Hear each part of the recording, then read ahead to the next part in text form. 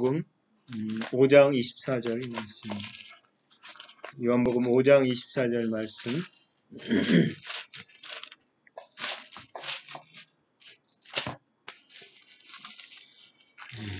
찾았으면 제가 읽겠습니다. 내가 진실로 진실로 너희에게 이르노니 내 말을 듣고 또 나 보내신 이를 믿는 자는 영생을 얻었고 심판에 이르지 아니하나니 사망에서 생명으로 옮겼느니라. 계속 요한복음 찾습니다. 6장 63절 말씀입니다. 6장 63절 제가 또 읽어드리겠습니다. 살리는 것은 영이니 육은 무익하니라. 내가 너에게 이른 말은 영이요 생명이니라. 또 한 절 요한복음 10장 10절 말씀입니다. 요한복음 10장 10절 말씀. 도둑이 오는 것은 도둑질하고 죽이고 멸망시키려는 것뿐이요 내가 온 것은 양으로 생명을 얻게 하고 더 풍성히 얻게 하려는 것이라. 오늘은 하나님의 생명으로 오늘을 삽시다. 이 말씀으로 하나님 말씀을 전하겠습니다. 대선이 3월달인가요? 아침에 어떤 제 유튜브에 어떤 분이 저한테 보낸 게 있어서 보니까 3월달에 누가 대통령 되는지를 하나님이 보여주셔서 그걸 올려놨더라고요. 조심스럽게 올려놓으셨더라고요. 누가 되건 안 되건 우리가 관심 갖는 거는 하나님 나라가 어떻게 이 땅에 실현될 것인가 고민인 것 같아요. 교회는 이 편도 저 편도 원래 아니에요. 그러나 우리가 이 땅에 살기 때문에 이 편에 서든 저 편에 서든 교회에 속한 그 성도들은 우든 좌든 그 안에서 하나님의 빛을 감당하는 일을 해야지 우편에 있는 저 그리스도인들은 저 좌편에 있는 그리스도인들 서로 적군처럼 봐서는 안 돼요. 무슨 말인지 아시죠? 각자가 그 속에서 아버지가 선한 일을 하는 것이지 나랑 생각이 틀리니까 저 적군이다. 근데 적군인데 왜 천국에서 만나요? 그런 의미에서는 굉장히 우리가 우리의 신분에 대한 이해를 가지고 있어야 됩니다. 최근에 저는 제가 사랑하는 사람들이 자꾸 죽어요.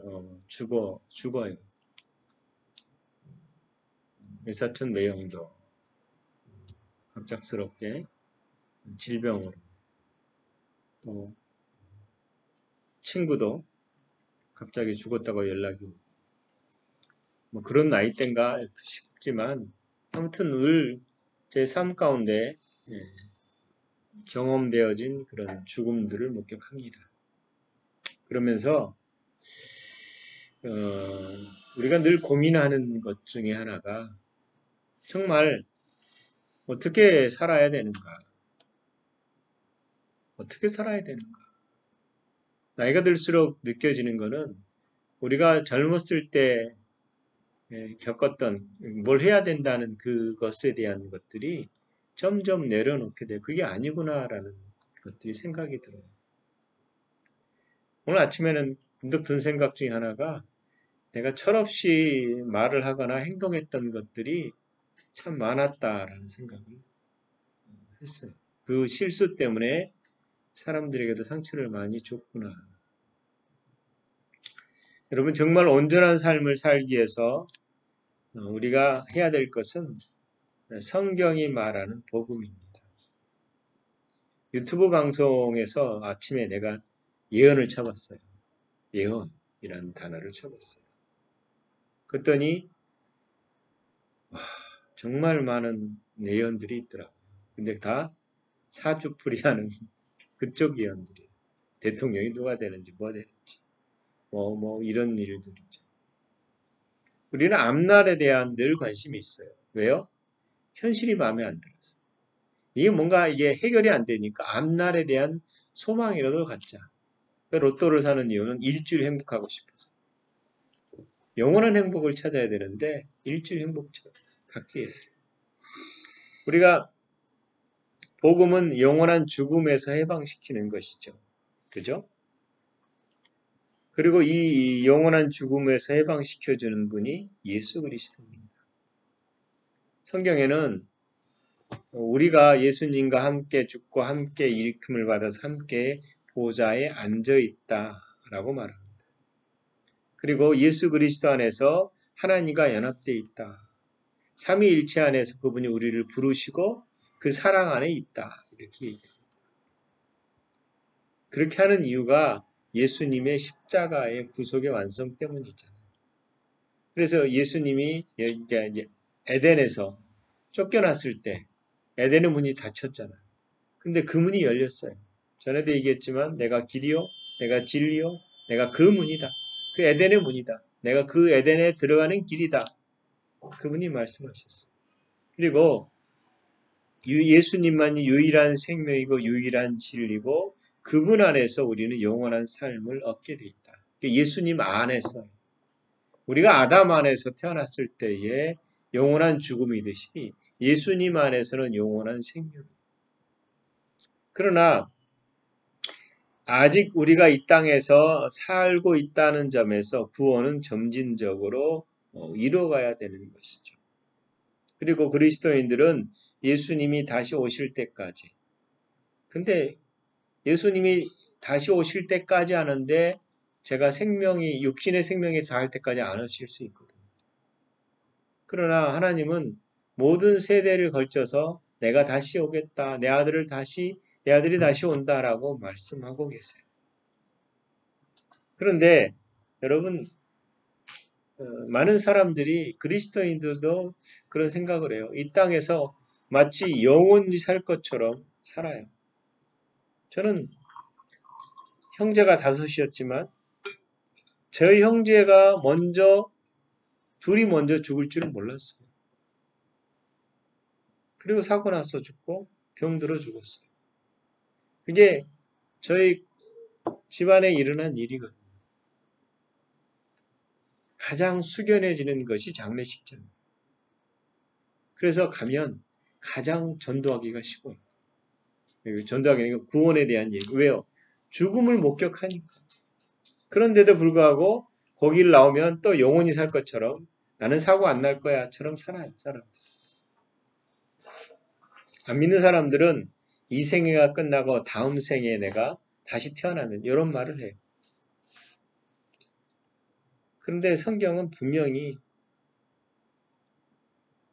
야고보서 4장 14절에 내일 일을 너희가 알지 못하는도다.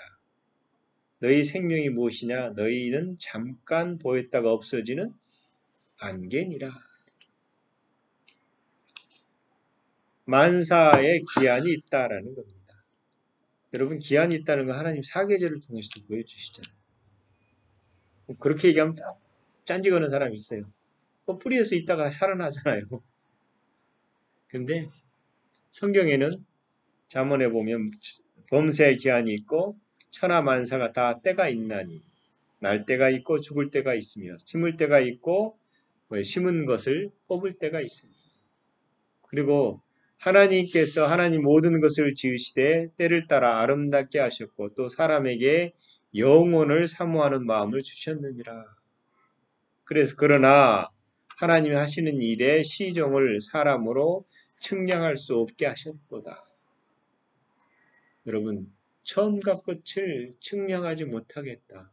그렇다면 미련스럽게 자꾸 미래를 알고 싶어 할 필요가 없다.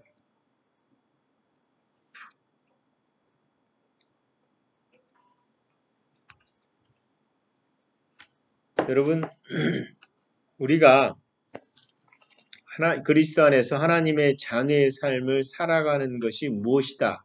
이걸 제대로 안다면, 복음에 대한 정확한 이해가 있다면 어려움이나 두려움이 닥쳐왔을 때 여러분 반응하는 것이 우왕좌왕할 이유가 없어요.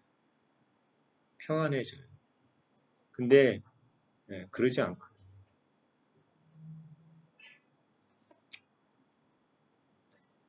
늘 제가 얘기했지만 우리의 정체성이 뭔가라고 했을 때 우리의 정체성이 대부분 뭐예요? 이 세상의 지식을 바탕으로 세운 거잖아요.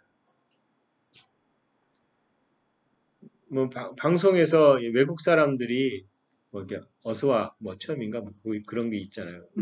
한국은 처음. 한국이 처음이야. 왜 신기해요? 한국이 처음이야. 그런 프로그램이 있어요. 이게 외국인들이 한국에 와서 경험하는 것들 그 사람들 와서 신기한 게 많거든요. 근데 우리가 그 나라 가면 그 나라도 신기한 게 많아요. 왜요? 각각의 나라에서 뭐 전통적인 문화들이 있으니까. 그것이 내 지식이 되고 내 사고의 패턴이 되는 거예요. 그래서 이 세상에 똑같은 사람은 하나도 없고 똑같은 생각을 가진 사람은 하나도 없고 각자의 문화와 각자의 세상 풍조를 따라서 그것이 자기의 생각이라고 그것이 옳다고 여기고 사는 거거든요.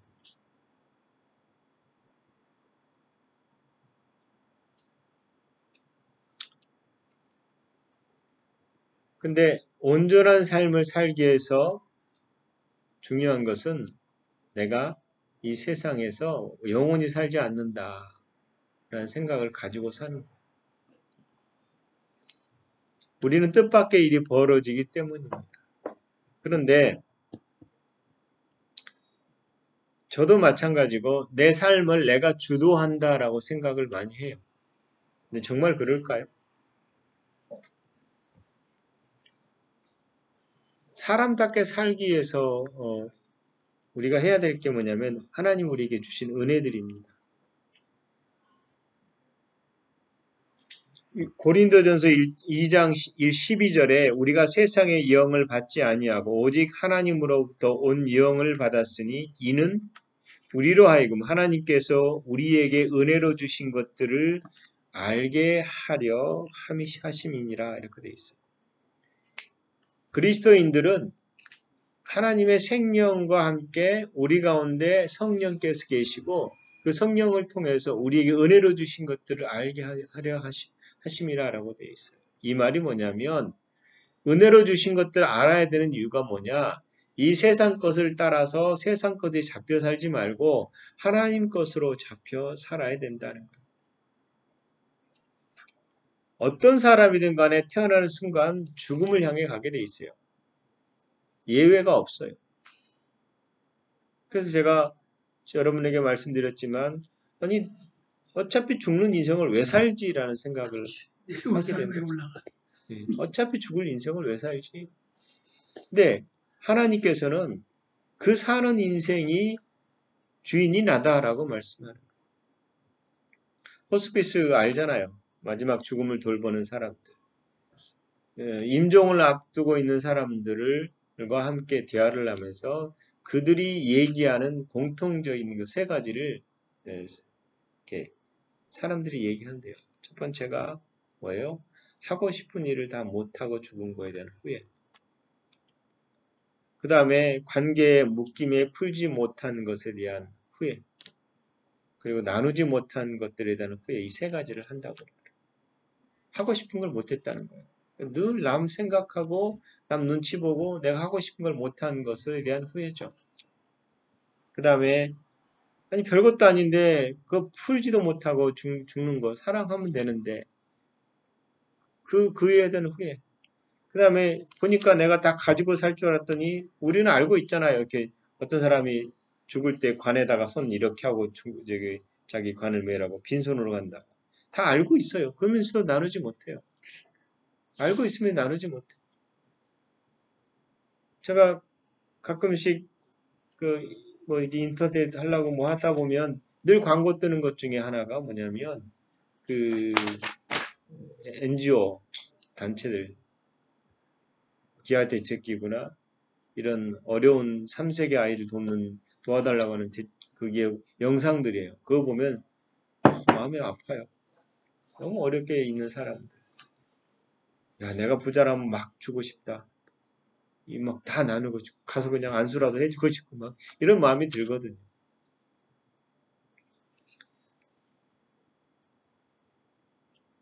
근데 우리가 이 모든 것을 알면서도 정말 내가 내 마음대로 못하고 살았는가? 정말 그럴까?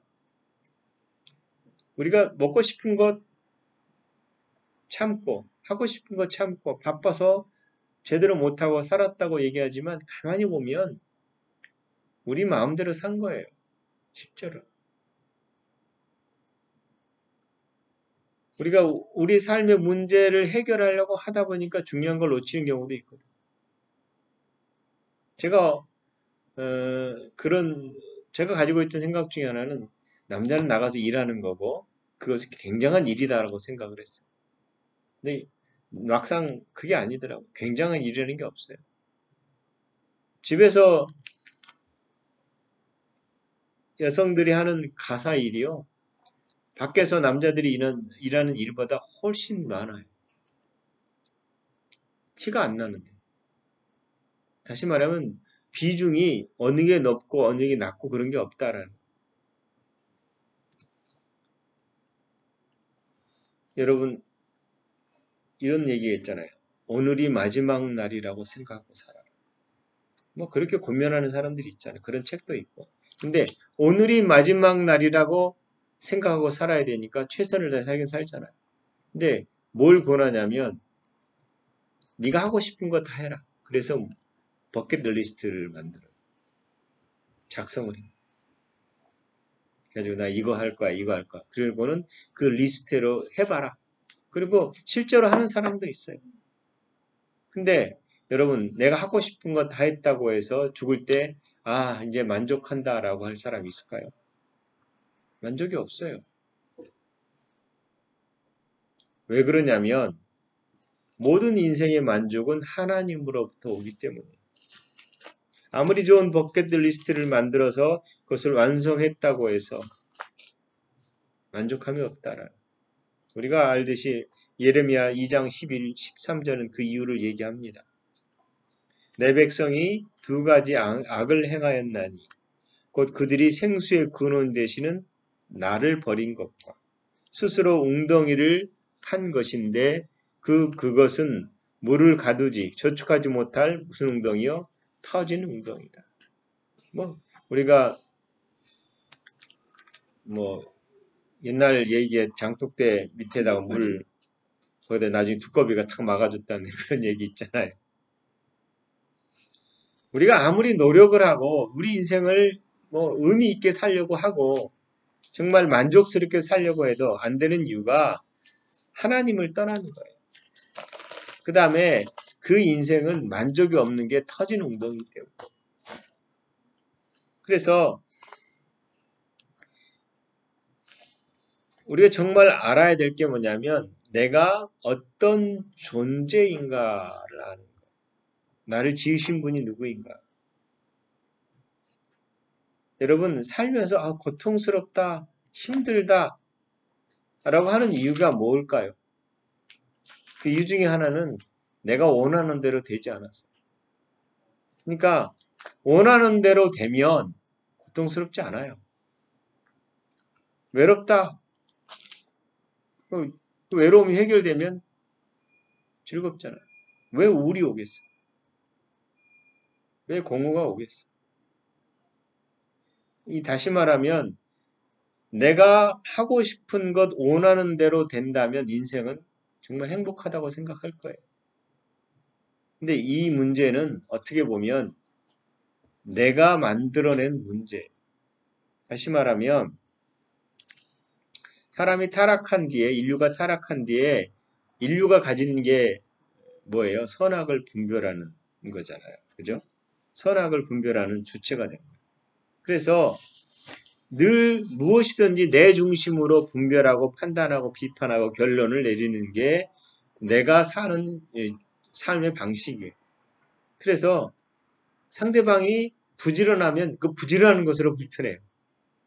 상대방이 뭐 하면 어떤 그것 때문에 불편해요. 근데 그 불편하는 것은 내가 문제가 아니라 상대방의 문제거든요. 솔직히. 그잖아요. 그건 하나님과 해결할 문제인데 내가 그걸 판단하는 거예요. 그래서 누가 괴로워요? 내가 괴로워져. 여러분, 예를 들어 지금 대통령 후보 이쪽 문제 저쪽 문제 그거 여러분 보고 뭐 저는 뭐가 나쁘고 넌 뭐가 나쁘고 넌 뭐가 좋고 이러고 있잖아요. 그게 뭐예요? 내가 판단하는 것들이고 이게 이제 사람들이 살면서 하는 버릇들이에요. 하나님이 뭐라고 얘기하냐면 그거를 그냥 네가 분별하지 말고 이렇게 내 심정으로 봐봐라. 여러분 하나님 심정으로 한번 가보시면 또 달라져요. 그런 것들을 가지고 이제 뭐 프로그램의 치유 프로그램 중에 하나가 뭐냐면 내가 나무가 되는, 내가 돌이 되는, 내가 뭐 이렇게 뭐 좀 하늘이 구름이 되는 것. 구름이 돼가지고 세상을 보는 나무가 돼서 이렇게 보는 것 이런 것들을 통해서 새로운 관점들이 생긴다고 그러더라고요. 그렇게 해서 근데 우리는 그 관점이 아니라 하나님 나라의 관점으로 성경이 말하는 거듭난 나는 하나님 나라에 들어가 있고 그 관점에서 우리의 정체성의 참 존재, 내가 누구인지를 아는 데서 출발하는 거죠.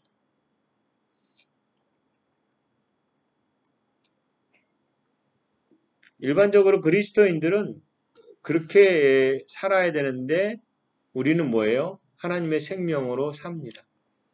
그러니까 후회 없는 인생을 살 수 있는 방법이 하나님의 생명으로 살아가는 거예요. 근데 이게 어렵다라는 이유죠. 왜요? 우리가 태어나서 뭔가를 이루어야 된다고 생각하거든요. 열심히 해야 된다고 생각해요. 열심이라는 의미가 아무것도 하지 말란 소리가 아니라 그리스도 안에서의 열심인데 그 열심이 그리스도 밖에서 하는 열심. 그러니까 위대한 일을 하는 것. 지금 사람들은요, 애들한테 물어보면 너 뭐 되고 싶니? 그러면 애들이 어떤 대답을 할 것 같아요?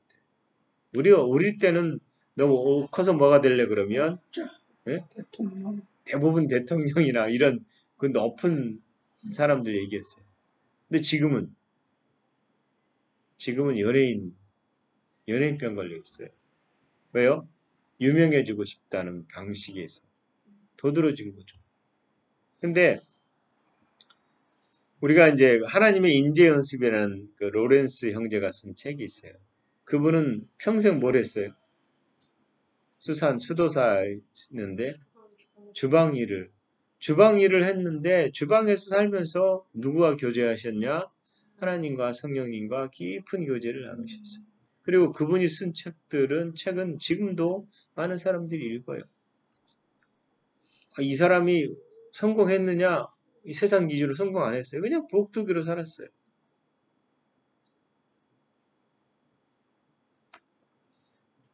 그러니까 이게 갑자기 생각나는 것 중에 하나가 어느 목사님이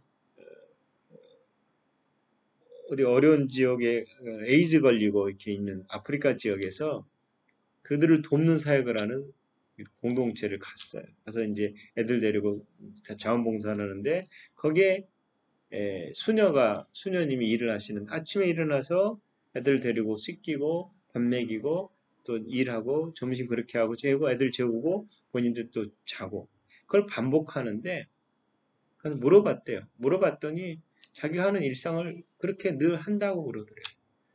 굉장히 단순한 일이고 그리고 계속 반복되는 일인 거죠.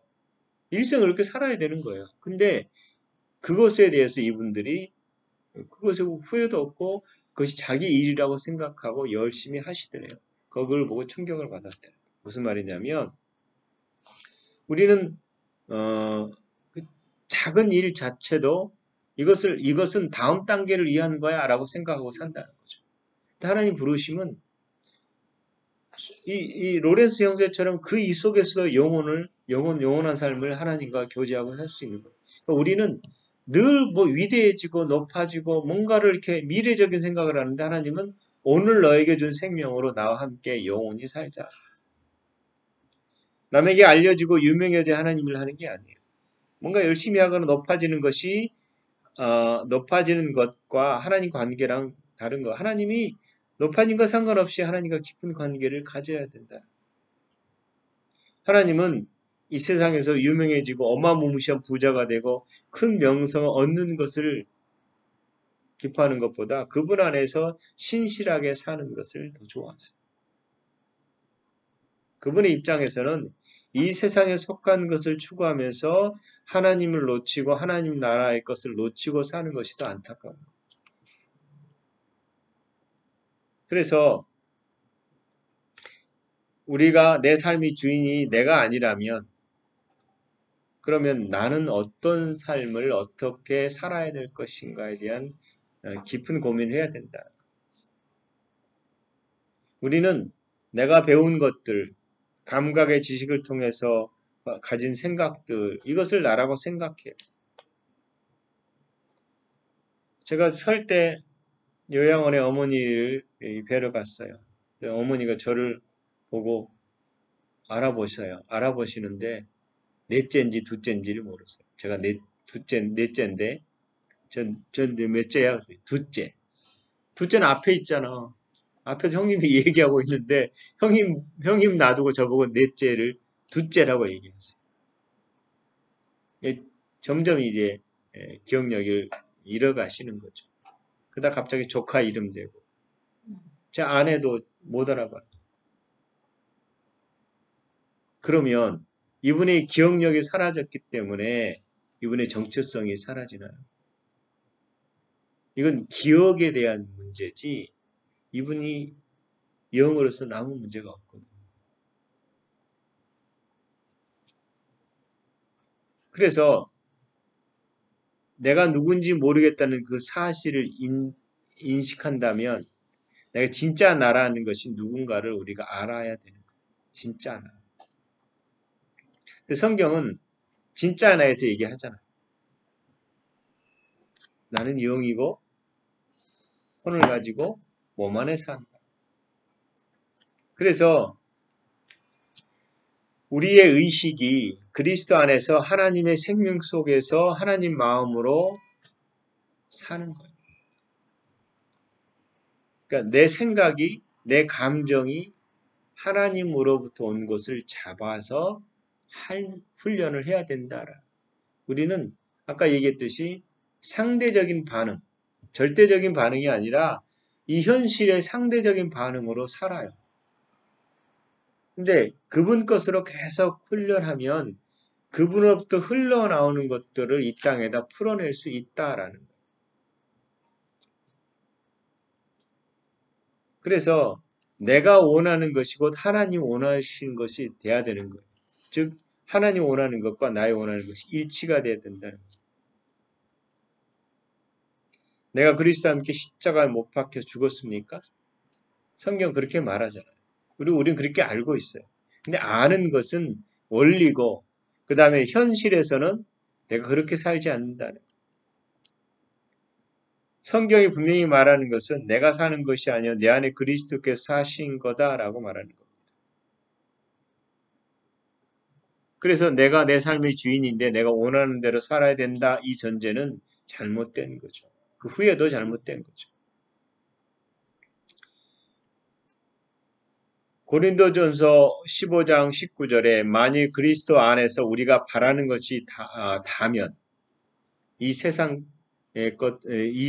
삶, 다만 이 세상의 삶뿐이면 모든 사람 가운데 더욱 불쌍한 자니라. 내가 예수 그리스도 안에서 우리의 바라는 것이 이 세상 것이 다라면 이건 정말 불쌍한 존재다.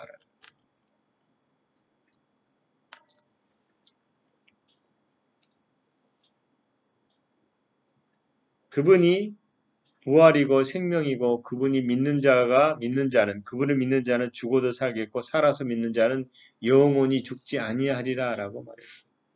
그래서 그날이 될 때에 주 안에 있는 자들은 복된 것입니다. 그날이 될 때. 우리가 그리스도 안에 있다라는 것은 하나님의 영과 더불어 연합해 하나가 됐다라는 거예요. 그래서 우리의 본질은 온전해요. 우리의 영은 온전해요. 죄책감과 두려움과 부족함과 공허함과 우울함과 상실감이 없어요. 그리고 우리의 영, 즉 나는 하나님의 현존 안에 거한다라는 겁니다. 그래서 우리가 영으로서 몸의 행실을 죽여야 되는데 몸이 느끼는 것으로 사는 것이 우리가 훈련되어 있어요. 저도 마찬가지입니다. 그래서 뭔가 문제가 생길 때 몸에 문제가 생기면 당장 느끼는 게 뭐예요? 아유 힘들어 죽겠다. 아이고 이러잖아요. 근데 우리가 감각에 있는 것을 영으로 이기는 훈련을 계속하면 할수록 그쪽이 더 강하게 나타난다는 거예요.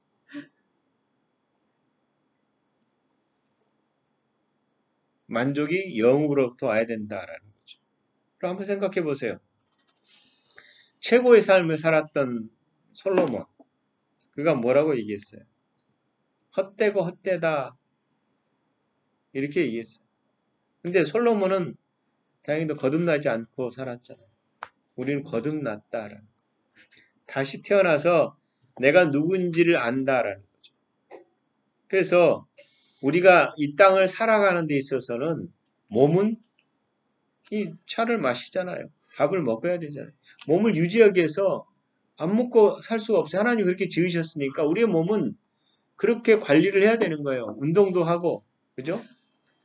너무 살찌면 다이어트도 하고, 그리고 잘 먹어야 돼요. 건강하게 몸을 다스려야 돼요. 성전을 관리해야 되니까. 그러나 영은 뭐예요? 아니, 혼은. 이 생각이라는 이 혼의 의지는 세상으로부터 오는 것을 취하는 게 아니라 하늘로부터 오는 것을 취해야 돼요. 그래서 우리가 혼으로부터, 육으로부터 오는 것들을 취해야 혼도 즐거움이 생기거든요. 근데 그건 영원하지도 않고요. 나중에 후회되는 경우가 많아요. 우리의 혼은 하나님의 영으로부터 오는, 하나님의 본성으로부터 오는 것들로 살아야 온전하게 산다라는 거죠. 그래서 사랑, 평강, 기쁨, 거룩함의 에너지가 우리 가운데 있어야 되는 거예요. 우리가 애쓰고 노력하는 자신의 혼은 왜 혼이 애쓰고 노력하겠어요? 기쁨을 가지려고 왜 노력하겠어요? 혼이라는 존재가 그런 에너지로 살아야 되는 거예요. 근데 혼의 기쁨이 우울이나 짜증이나 불안이나 불만이나 불평의 에너지를 잡으면 살아갈 힘이 없어요. 몸이 있는데 몸이 건강해도요. 여러분 좋지 않은 충격적인 말을 들으면 어떻게 해요? 몸이 아무리 건강해도 아무것도 안 하고 싶어요. 싸우는 말이죠. 싸우는 말이. 몸이 그냥 거기에 몸도 반응해버리고. 그래서 하나님으로부터 오는 진정한 사랑이나 기쁨이나 평강이 없다면 아무리 몸이 건강해도 누워서 지낼 수밖에 없어요. 왜요? 삶의 의미와 가치가 없기 때문에. 내가 왜 살아야 돼요? 사랑하는 사람으로부터 실현당한 사람은 어떻게 해요? 실현당하고 나면 그날 막 기뻐서 날뛰나요? 누워 있어요. 누워 있어요. 아, 죽고 싶다. 실제 죽는 사람도 있어요. 제가 살던 어렸을 때 중학교 때인지 고등학교 때인지 기억이 안 나. 고등학교 때일 거야 아마. 그 공장에 작은 집 공장에 그 사무 보던 그 아가씨가 자살해 죽었어요. 실현당해서 여관에서. 제가 그때 들었던 기억으로는 작은아버지가 공장 그 아가씨가 죽었잖아요. 그 현장 가서 우셨다고 얘기하시더라고요. 왜요? 왜 죽어요? 실현 때문에 죽은 거예요. 무슨 말인지 아시죠? 우리의 혼이 무슨 에너지를 갖고 살아야 돼요. 건강한 에너지가 없으면 욕심도 질병이 올 수밖에 없어요. 일반적으로 이 세상적인 것을 따라서 우리는 건강을 갖고 있거든요. 여러분 웃으면 복이 와요. 웃으면 즐거움이 와요. 그래서 이 웃음 치료가 있는 거거든요. 근데 그건 영원하지 않아요.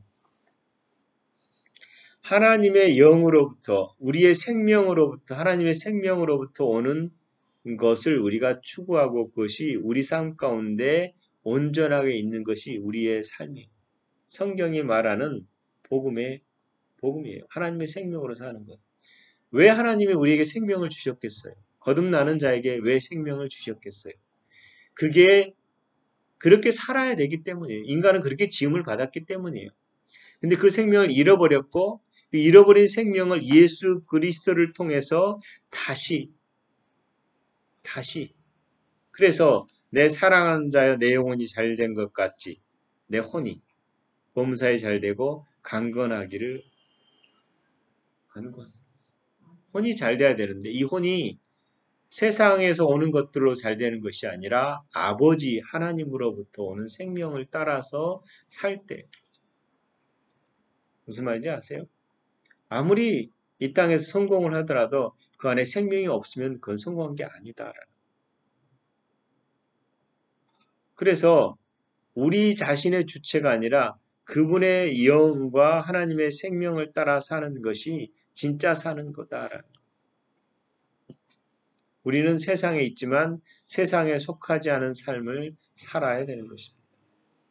이 땅에서 편가르게 하는 이념으로 사는 곳에서 같이 편가르게 싸울 필요는 없어요. 여러분, 이념은 우리를 구원하지 못해요. 우리는 이념이 필요할 수는 있어요. 그러나 그것은 구원에 대해 복음이 아니에요. 그 안에서 하나님의 가치들이 있기 때문에 붙잡는 거거든요. 그러나 절대적인 것은 아니거든요. 사람도 변하고 세상도 변하는데 하나님 말씀은 변하지 않아요. 한번 생각해 보세요. 정말 우리에게 중요한 게 뭐냐? 여러분, 정말 중요한 게 뭐죠? 라고 꼽아 보세요. 가족, 그죠? 뭐, 재물, 뭐 직업, 뭐 이 정도. 근데 이거 가져갈 거 있어요. 어느 날 나는 제 가족과 헤어져서 가게 돼 있거든. 재물도 영원하지 않아. 직업도 영원하지 않아요. 이거를 우리는 알고 있는데 실제로는 적용하려고 하지 않아요. 이거 가족을 버리란 말이 아니에요. 정말 중요한 하나님 앞의 삶을 살아야 된다는. 실제는 우리가 지금 하나님 앞에서 지금 사는 거죠. 그래서 우리가 마인드, 머리와 허트라는 이 심령이 있는데 우리가 그냥 머리로 이해하는 것으로 끝나지 말고 하나님 말씀이 우리 마음 가운데, 우리의 허트 가운데 가득한 것으로 살아야 되는 것입니다.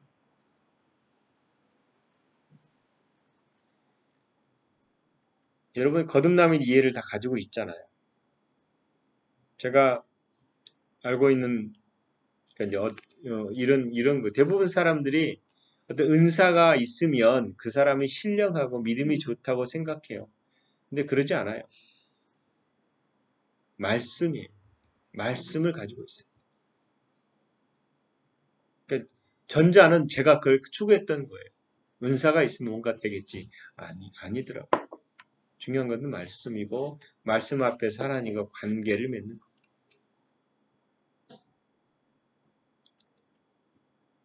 하나님 앞에 붙잡힌 인생이 진짜 인생이다. 여러분 사단은 얼마나 우리를 잘 속이는지 아세요? 걔네들이 속이는 방식이 여러 가지인 것 같아요. 근데 문화적으로도 사회적으로도 관계적으로도 속여요. 그래서 우리가 이것을 하면 행복하겠지라고 생각하고 추구하는데 실제로 그렇지 않은 거예요. 우리가 하나님을 주목하고 계속 바라볼수록 그 안에서 흘러나오는 것들이 정말 좋은 것들이 많아요. 나쁜 것들이 있다는 얘기가 아니라 다 좋아.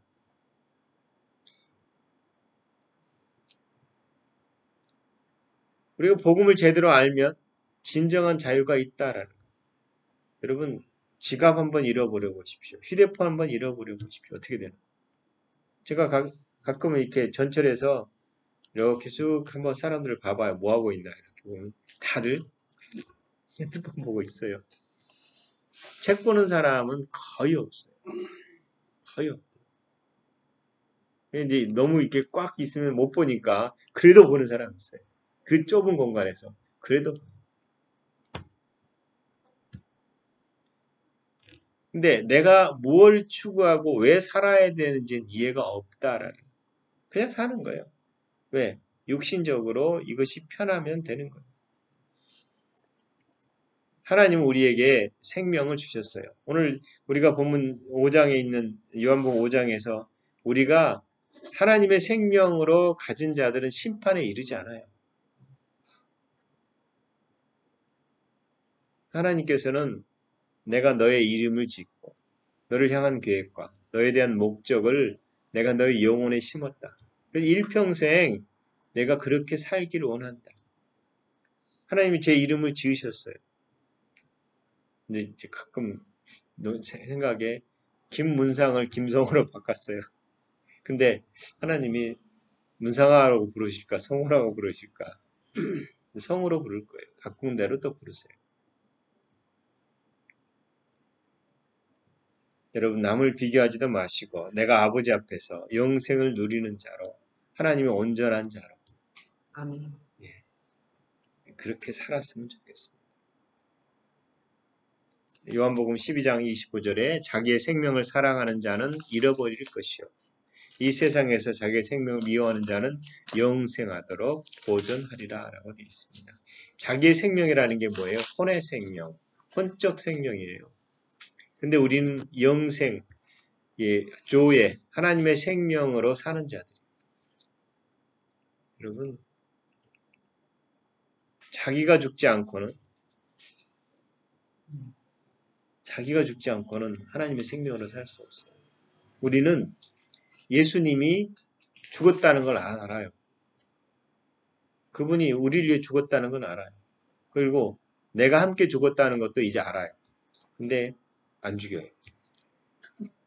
죽이세요. 그분의 생명이 내 생명이라고 그 생명으로 사는 여러분 되시기를 예수 그리스도 이름으로 축원합니다.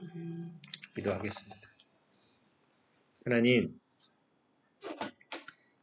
우리를 부르시고 의롭다 하시고 은혜 가운데서 아버지의 생명으로 살게 하신 것을 감사합니다. 우리가 이 땅에 살지만 아버지의 것으로 하늘나라 하나님 나라의 것으로 사는 자임을 감사를 드립니다. 더 알려주시고 우리가 아버지와 이미 연합된 그 연합된 삶을 온전히 살아가게 하여 주시옵소서.